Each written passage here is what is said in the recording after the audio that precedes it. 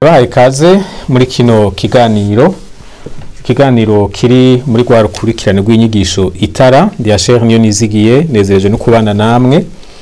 Iki cigwa tugeze ku uyu munsi canke ikiganiro turi ku uyu munsi ni tuvugana kuri ca kibazo kivuga ngo mbega Imana yadutumye iki nk'abizera ni biki Imana ishaka ko dukora mu gihe cyo kubaho kwacu. Twaramaze kubona ko Yesu mu gusezera abigishwa biwe hari igikorwa yabatumye. Abahinga bamwe bacita la grande commission mu gifaransa, ahubwo si bamwe cara iryo zina ryaramaze gufatwa nyene nk'izina ry'ukuri. Mu Kirundi twavuga ko ari itegeko rikuru Yesu yahaye abigishwa biwe biciye muri bo yariko ari habamwizera bose bo mu bihe vyose.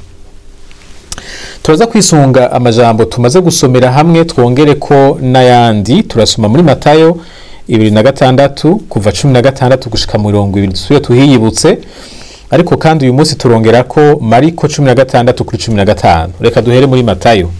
Havuga ngo maze babigishwa 11 baje Galilaya ku musozi Yesu yabarangiye, bamubonye baramusenga, ariko bamwe barakekeranya.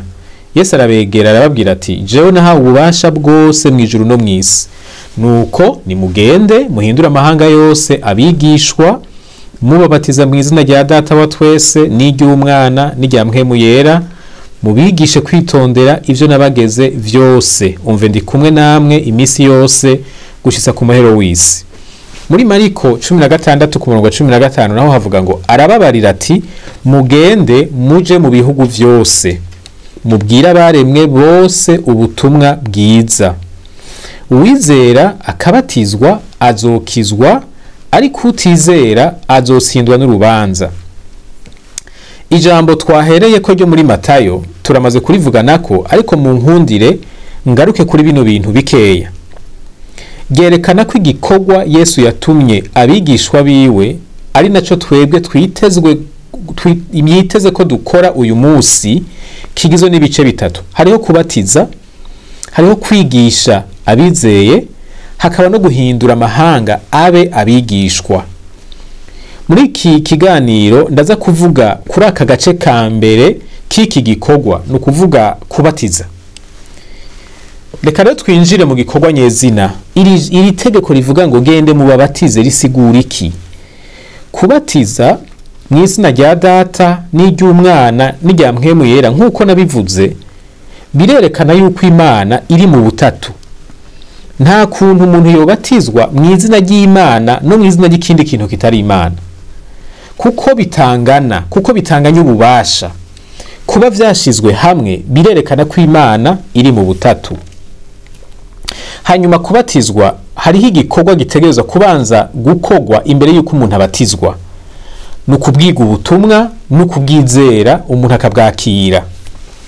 Mu gisomwa twakuye muri Mariko biraboneka neza, havuga ngo nimugende mu isi yose mubwire abantu bose abaremwe bose ubutumwa bwiza, hanyuma ngo abizeye bakabatizwa bazokizwa. Murumva ko kubatiza kuza mu nyuma yo kuvuga ubutumwa, kandi namwe murabizi nta muntu yobatizwa atarabwirwa ijambo ry'Imana, atarabwirwa ubutumwa bwiza hanyuma ngo bwakire yemere ko akijijwe. Hari rero ibintu vyo kwitondera ngaha. Mu by'ukuri habatizwa uwizeye ubutumwa bwiza, ico twamaze kukivuga. Ariko uretse ko habatizwa uwizeye ubutumwa bwiza, ntihanabatizwa uwizeye ubutumwa bwiza iyo atari bwo. Burya ubutumwa sivyo ari vyo vyose umuntu yiyumvira mu mutwe ngo genda avuge. Iki kintu citwa ubutumwa bwiza, nyene kuvugira ijambo, nyene gutangira itegeko arafise ukuntu agitahura. Si ibintu vyose umuntu yizeye ku Mana bituma ivyitwa ko akijijwe hanyuma ngo abatizwe. Kugira ngo umuntu abatizwe aba yizeye ubutumwa bwiza. Kugira ngo yizere ubutumwa bwiza abanza kububwirwa, kandi akabwirwa bwo. Iyo umuntu yizeye ubutumwa butari bwo, naho yobatizwa ntabakijijwe. Murumva yuko ahari ahantu hakomeye. Si ivyo ari vyo vyose twatumwe kuvuga, si ivyo ari vyo vyose abantu bakwiye kwizera kugira ngo babatizwe. Ikintu conyene yadutumye kuvuga ni ubutumwa bwiza. iyo buvuzwe neza ntihabeho kububeshera, ntihabeho kubuhindura no kuvuga ibindi umuntu yumviriye, maze bukakirwa ababwakiriye nibo baca babatizwa. None rero ndabisubiremwo, si ukugenda kwigisha ivyo ari vyo vyose, ni ubutumwa bwiza nk'uko nyenebwo yabudutumye kubuvuga. Ikibazo, none ubutumwa bwiza ni iki? Iri jambo ubutumwa bwiza canke inkuru nziza mu gifaransa bagise evangile, urondeye mu ndimi vyaturutsemwo mu kigiriki bagita evangelion, murumva ko bisa n'igifaransa. Iri jambo ryari risanzwe rihari imbere yuko abigishwa ba Yesu barikoresha muri iyi siguro turizimwe uyu munsi. Ni ukuvuga ko ryari jambo ryakoreshwa imbere yuko ivy'agakiza bivugwa, imbere yuko iri jambo ry'Imana nk'uko bivugwa uyu munsi bivugwa. Ahanini ryakoreshwa mu bikorwa vy'uburongozi bw'ubwami bw'abagiriki mu nyuma naho mu gihe c'abaroma. Abagiriki n'abaroma babayeho mu bihe vyo kugwana cane hagati y'ubwami butandukanye, kandi burya n'ubwami bwabo bwamenyekanye cane muri kahise kubera inguvu za gisirikare bwari bufise, bigatuma bwifatira uturere twinshi bukaganza ku buryo bwagaragara nka kurya ibihugu bikomakomeye uyu munsi bigaragara uyu munsi. Iyo rero abagiriki canke abaroma barungitse, no kuvuga uburongozi bw'ubwo bwami, iyo bafashe ingingo yo kurungika umugwi w'abasoda ngo baje kugwana mu karere kanaka baba bashaka kwigarurira canke mu karere basanzwe baganje, mugabo hari abantu bagumutse, bagaheza bakagenda bakaronka intsinzi bakanesha abo bariko baragwanya, baraheza bakarungika umuntu ku mugwa mukuru w'ubwami kugira ngo ajane iyi nkuru y'intsinzi, aje kuvuga ko babasoda barungikwa kugwana batsinze ka karere kari kagumutse, noneho kafashwe kari munsi y'ubwami bw'abaroma canke abagiriki. Iyo nkuru yabatwaye yayirungikanwa n'umusoda mukuru yabari ku rugamba. Iyo nkuru niyo bita evangelion, yari inkuru y'intsinzi mu vy'ukugwana nyene bisanzwe vya gisirikare mu mibereho y'ubwami bw'abagiriki, mu nyuma bumaze kuneshwa vyarakoreshejwe mu mibereho y'ubwami bw'abaroma.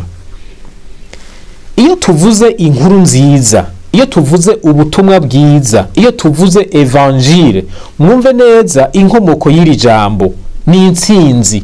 Tuba turiko turavuga ngo Yesu yaratsinze. Twese turazi yuko urupfu rwa Yesu rufatwa nk'incungu. Yesu yapfuye mu gishingo c'abanyavyaha. Bibiliya bivuga mu majambo yumvikana, mbere ugiye no mwisezerano rya kera urabona ibintu vyabaye vyasa n'ibiriko birategura vyerekana urupfu Yesu azopfa. Nawe nyene yaravuze ngo nkuko Mose yamanitse inzoka ku giti cagihe mu bugaragwa, maze ngo uyiravye wese yakomowe n'inzoka gacakira, niko n'umwana w'umuntu ariko arivuga azomanikwa. Yesu yapfuye nk'incungu, ariko kuzuka kwiwe nako rero kwabaye intsinzi. Bibiliya irerekana ko mu kuzuka Yesu yaranesheje Satani. Murashobora kubisoma mu cete ca mbere ca Yohana igice ca 3 ku murongo w'8. Biraboneka kandi ko mu ijambo ry'Imana ukuzuka kwa Yesu yabaye intsinzi ku rupfu. Yesu yaranesheje urupfu. Murashobora kubisoma muri Yohana 11:25 n'26. Ariko kandi usomye mu vyahishuro Yohana igice ca mbere ku murongo wa 18 havuga ngo yanesheje rupfu na kuzimu, ngo ni wafise imfunguruzo z'urupfu n'imfunguruzo z'ukuzimu. Iyo umuntu afise imfunguruzo z'umuryango kanaka, bisigura yuko ari we akontora ibibera aho hantu, nta winjira tuguruye, niwe bafise ukuganza ibibera kuri uwo muryango. Inkuru ya Yesu niyo yatuviriyemo intsinzi. Iyo ntsinzi inkurikizi zayo kuri twebwe nivyo bivamwe agakiza. Reka dusubire gato mu mico y'abaroma. Uwatsinze abansi yarafata mpiri bamwe muri bo, abandi bagapfa. Abo yafashe mpiri yarabazana akabashikana ku mugwa mukuru, hakaba defile nini yo kwerekana ko yatsinze. Iyo defile yabari yo kwereka abari baronse iyo nkuru babibonesha amaso ingene vyagenze. Hari ikintu gisa niki cabaye mu buryo bw'impwemu. Ijambo ry'Imana riracerekana mu Bikorosayi 15. havuga ngo kandi yambuye abakuru n'abafise ububasha abatetereza mu maso ya bose ibashorera bafashwe mpiri kubw'uwo musaraba. Ibi bintu Paulo yavuze bisa n'ivyo abarongozi b'ingabo z'abaroma bakorera abansi babo banesheje. Aha bavuga ngo yambuye abakuru n'abafise ububasha, mu majambo yumvikana bisigura ko yabatse ibigwanisho. Mu Gifaransa il les a désarmés.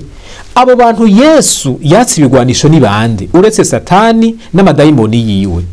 Kubukunesha kwa Yesu rero hari ibintu bica bishoboka kuri twebwe uyu munsi. Iyo niyo nkuru nziza Yesu yadutumye kuvuga. Umwansi yaratsinzwe. Yesu yaratsinze abaganza bwa bwami bw'umwiza uhereye ku mukuru wabo Satani. Yesu yaratsinze urupfu, Yesu yaratsinze kuzimu. Kuzimu mu rurimi rw'ikigiriki kera bafata ko ari ahantu imishaha y'abantu bapfuye baba bugaraniwe baba bapfungiwe. Aho hantu ngo Yesu ndiwe afise imfunguruzo zaho. Muribuka Yesu amaze kuzuka, amaze gupfa, Matayo arerekana ngo abera bari barapfuye kera ngo bari yerekanye Yerusalemu, abantu barababona. Baravuga bati ujya munasa na Mose, ujya ni Eliya, ujya ni Yobu, ujya ni inde. Mugabo ngo baca barazimangana. Hari ikintu cabaye mu kuzimu cerekanye intsinzi.